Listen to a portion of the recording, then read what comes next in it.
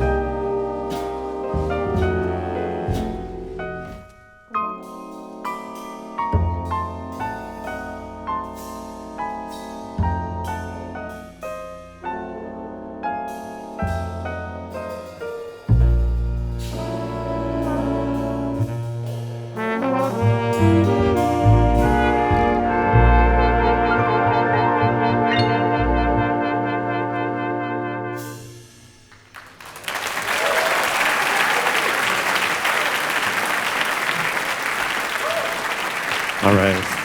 Thank you very much.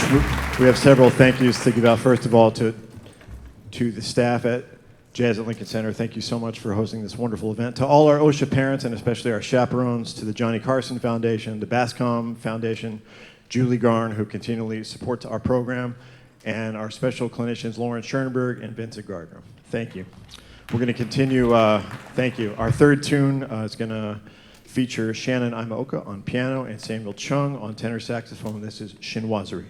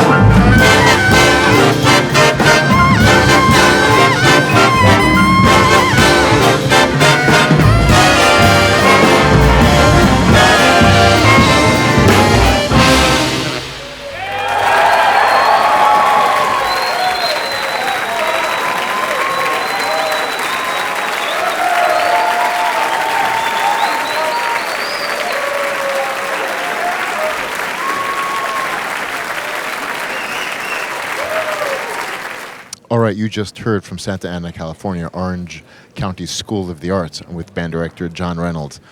I'm always impressed when a high school band plays Chinoiserie to close out. Tell me how that felt for you. I mean, it felt great live. You know, it's sort of paid an homage to the John Coltrane, Elvin Jones thing. So you know, we're trying to capture that, but also trying to retain this spirit of Duke at the same time. Tell me the emotions of being part of the 30th anniversary of Essentially Ellington at Jazz and Lincoln Center. I mean, I'm honored. I've been following Wynton Marsalis since I was 17 years old, and it's been a dream of mine to be part of his thing for a long time. And so just to be here is just a testament to not just him, but all of the staff here at Jazz at Lincoln Center, the orchestra, the many hours and blood, sweat, and tears that you guys all pour into this, and it's evidenced by the level of playing of all of these kids here. So, you know, you were the first band to play after the break. Did that change your approach in any way? If it didn't, that's fine, but did you think about it? Did it make you nervous or not? No, I think if anything, it was good. It kind of gave us some time to settle in and just relax a little bit, but, you know. For sure. So, yeah. You guys sounded great. Name and the grade that you're in. My name's Owen Ramos, and I'm a sophomore. Pedro Fregoso, a sophomore as well. So I want to know, when you see a song, when you see a piece that you have to play, how do you approach to solo on the piece? I think I research who played on that specific recording, and then I check out their playing, I transcribe it, and I just try and create ideas that are similar to theirs. Yeah, same as him. I first listened to like the recording that made that song famous to see how I should structure my solo, and from there just go based on what they did and adding some of my own flavor into it. You guys sounded wonderful. Thank you so much.